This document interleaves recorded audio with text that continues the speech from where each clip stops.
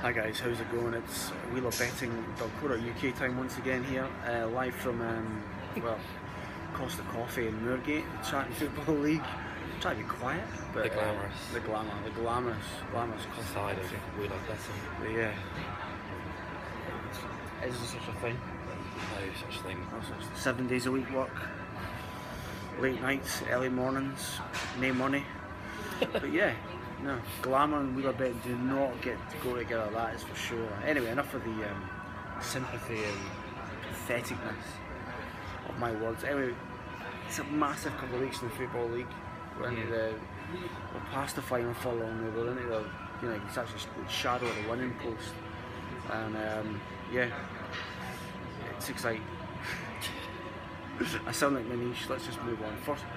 First bet, Watford, who finally convinced you that Jukanovic is the hardest bastard ever to work on the Football League, and they're away to Brighton. They've had a terrible season this weekend.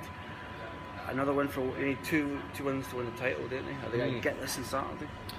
I'd like to think so. I'm throwing out the rule book this weekend. Back in Watford at odds on away from home, 9-10 with Bet Victor, and it's an early kick-off. It's on Sky Sports. Obviously, everything is set up now for Watford to go win the league. Made quite hard work of it against Birmingham last week. 1-0 winners, pretty unconvincing. It wasn't pretty, but they got the job done. Jukanovic said they found it very difficult to win, which is a little bit disconcerting. But they've won 14 of the last 19 games now. 9 of their most recent 13 away games as well. Undefeated in 8 on the road. No Championship team has won as many away games as Watford. Only Bournemouth has scored more goals away from home. They've scored at least twice in those 8 unbeaten away games. And I was just absolutely amazed by their stat when I looked at Watford's record against sort of the lesser lights in the league. Take all their results against teams in 16th and below. That's 17 games at the moment. They've lost none, drawn 1, won 16. Aggregate score of 48-12, so you've got to fancy them this weekend. They're going to a Brighton team, as you say, had a terrible season. Their Amex form has been far from ideal. 6 wins, 8 draws and 8 defeats. Record against the top half teams at home, 1-2, drawn 3, lost 6. 4 defeats in 5 now for Chris Hughton's team. They're all but safe. He's looking forward to next season. They just can't score goals. Just 1 goal from open play now in the last 7 games. On loan, João Teixeira from Liverpool's broken his leg, so it just means the top scorer in their team without him is Lewis Dunk, the centre half, with 5 goals.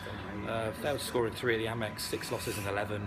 Watford are odds on. I'm happy to take that this weekend. Yeah, Mark breaking one of his golden rules there, betting at odds on away in the Football League, but there's a lot of sense to that bet when you listen to the analysis. In the second game, I know you've pinpointed this in your words, because I noticed it, and it was one of the highlights for me watching the Football League show the weekend. Matt Robbins raging.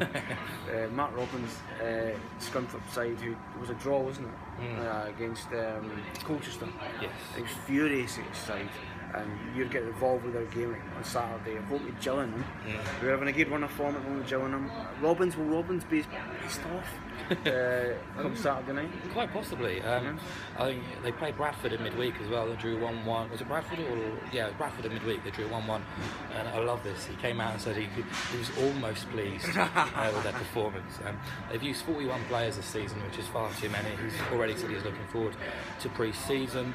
They've really sort of coughed and spluttered over the line. You look at their results, and over the last 15 games, just 2 wins. 7 draws, 6 defeats. Yes, and they're still looking over their shoulders. They're going to stay up, but at home form's been decent. Just 1 defeat in 9 since Valentine's Day, but defensively they're just atrocious. 44 games into the season, they've kept 3 clean sheets all season. So it's no surprise to see they've failed to win 14 of their 22 home games. They're 13-10 to beat Gillingham this weekend. Too short for me. The Gillingham team, who are just continue to impress me under Justin Edinburgh. Very slow progress, but they're up in 9th now. You look at their record: 1-6 drawn, 6 lost, 3 since he's taken charge. Up in 9th. Away from home, they've only lost once. They've already secured a point at Preston and Bristol City under Edinburgh, beaten Swindon and Peterborough away already. So I'm taking Gillingham plus 0.25 in the Asian handicap here. Bizarre price. 930 to 1,000 with Ladbrokes. Thanks for that. Who's that from? Ladbrokes. We slagged him enough off last week, and they've had a bad week, so let's avoid slagging him off again. It's nearer to 20 to 21 in normal odds. And what this means is basically if the game ends in a draw, we'll get half of our potential full payout if they did win the match. Hard to explain, I've put it in the piece, a little easier. Basically, if they lose at West Scunthorpe, it's the only way we won't make money on this game.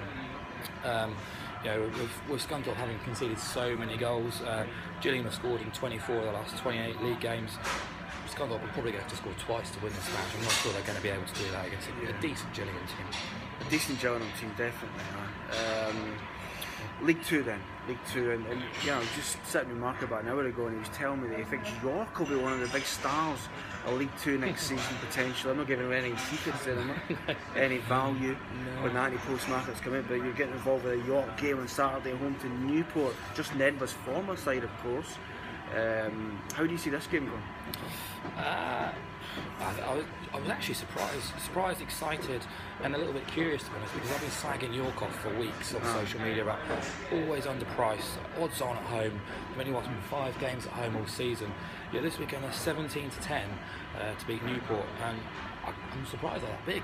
Newport are rubbish, and York are actually quite good. Last weekend they went away to Shrewsbury, dominated the game for large periods, lost 1-0, first defeat in 7. You know, they gave probably the best team in the league, and when you look at their budget and the players they got at their disposal, bloody good game. Wilcox has been saying for weeks now that they haven't been getting the results their teams deserved all season really, and it's just 4 defeats in 15 now. They kept 7 clean sheets in that spell. If you look at the shots ratios and the shots on target ratios, they're actually 3rd in League Two for that. I think they're just a striker away from being a very, very good team and a promotion chasing team next season. Newport just fallen off a cliff really. I cannot believe they're still in with a chance of the playoffs. 3 points adrift of 7th now. Go back to January to now, and they've won 4, drawn 4, lost 11 of their last 19 games. Defeats in the last 4 as well. Last week they got beaten 3-2 at home to Dagenham. They were 3-0 down before 2 late goals, salvaged a little bit more respect. Jimmy Dack, the caretaker, now managers, basically come out and said they don't have the quality in either box to compete for a playoff spot. Pretty much giving up already. You know, they tend to struggle against well-organised, stubborn teams like York are. Failed to score in 10 of those 19 games I mentioned as well. Just 4 clean sheets across the same spell. Morale's low. Dack doesn't seem to care anymore this season. York at 17 to 10 is a big price. Big price, isn't it? York for Mark then, along with Gillingham and Watford. Let's wrap it up here for the 178th time. The 2 teams getting promoted to the Championship. Who will it be? Bournemouth and Watford. And playoffs? Norwich. I hope he's right with Norwich.